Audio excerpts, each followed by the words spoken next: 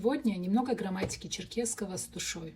Мы недавно разговаривали с сестрой, и она бросила такую фразу «Косхуатх, напиши мне».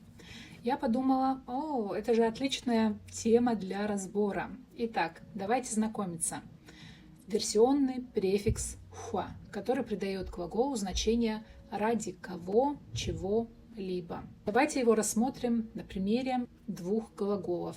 Они почти одинаковые, только один из них переходный, а второй непереходный. Тхэн – писать вообще, и тхэн – писать что-либо. Хуатхэн – писать для кого-то. Хуатхэн – писать что-либо для кого-либо. Но вот что самое интересное, это то, в каком порядке встают префиксы, когда мы хотим сказать, для кого пишут и кто пишет. Вот здесь начинается настоящая грамматическая магия. Если глагол переходный, то есть с объектом, мы скажем «схуботх» – ты пишешь что-то для меня. «Пхузотх» – я пишу что-то для тебя.